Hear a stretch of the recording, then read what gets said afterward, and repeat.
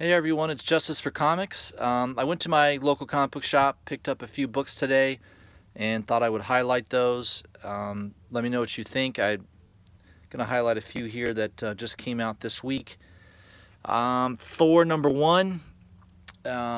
Jason Aaron is kind of relaunching it with Thor Odinson again instead of the female Thor. And this was the cover. I know there were several covers. This is the cover I liked. It's I think it's Carrie Andrews connecting cover. So I think there's several other books that are out that connect with this particular cover. I think there's a Hulk book and maybe an Iron Man book. I can't really remember. I remember reading about it, but I just thought this was a cool cover of the ones that they had. I thought this one was the best. I do like Del Mundo, some of Del Mundo's artwork. Don't like it all the time, but I think he does a fairly good job with interiors. So I haven't read this book yet, but I will give it a try and see how it goes. Also picked up the Thing. This is the Marvel 2-in-1 annual #1, Thing and Iron Man, and I heard the writing was really good on this. I heard, there was a couple other YouTubers that had reviewed it, and they loved the story in it. And it's sort of the bridge in bringing back Fantastic Four. So I bought it mainly because of the cover. I love that cover. It's fantastic. So I haven't read it yet, but I will give it a read and let you know what I think. I did read a couple other books here that I picked up today. Titan Special #1. And this is mainly the story of Nightwing recruiting and bringing back a team, getting a team together. Raven, Beast Boy, Donna Troy, and the other one I can't remember. I think she's the daughter of Steel. I just can't remember her name. But yeah, it's pretty good. I enjoyed it, and I thought this was worth getting. There was rumors that there might be a first appearance of a new character.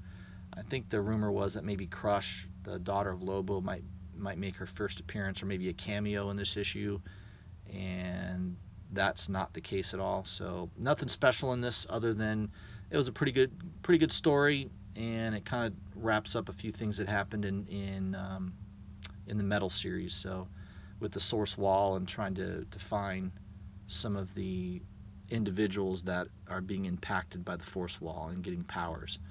So I thought that was pretty good. The other one I read that I really liked, and if I had to pick one book to buy this week, it would be Magic Order #1. I was very skeptical that Mark Millar would write a really good book, but he definitely did. This one was fantastic. This is one of the best books I've read in a long time. This reminded me of the first time I read Mark Millar's run on Wanted. Every issue I was like, I can't wait to get the next one. It was that type of feeling, and I had that same feeling in reading this. The artwork is awesome from Oliver Copiel. He does a great job with the artwork, but I really love the story. Mark Millar is back. I can see this being a very successful TV series on Netflix, and supposedly that's what's going to happen.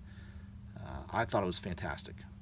So when you read this, you're going to love it. I mean, I don't know how you can't. It was unbelievable. I think it's one of the best stories I've read in a first issue in a long time. So I got the Adam Hughes cover come in, and I also special ordered. There's a variant by Oliver Copiel that's really cool. It's taken from one of the interior pages of artwork inside the book when the kind of the whole order is together, and I think the print run on that is really low. It's supposed to be like 500 copies only. So if you find that one online, you may want to pick it up before it's gone. I would imagine the price on that's going to jump in the coming weeks. And the last one I wanted to mention was and this one I've never ever bought before. Believe it or not, I've never purchased a Teenage Mutant Ninja Turtle comic book before in my life. The book's been out a long time. I think, since the 80s when it premiered. I've never purchased a book of Teenage Mutant Ninja Turtles. I just, for whatever reason, just didn't care for it. As I was in the comic book shop, I'm looking through the racks, and I don't know, this cover caught my eye. I just think it's fantastic. I just love it. I mean, the composition, the way you've got this huge, ominous figure in the background, and then you've got the 4 Mutant Ninja Turtles kind of almost silhouetted. It's just fantastic. I love that cover. So, yeah, issue 83.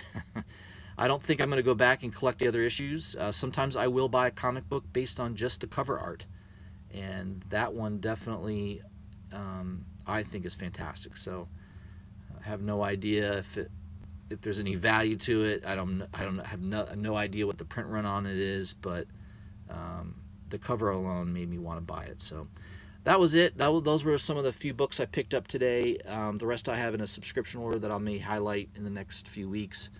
But that's kind of what I thought was interesting to pick up at the local comic book shop. Let me know what you think. I'd love to hear your comments on some of these books, and if you haven't already, please subscribe and hit bells for notifications.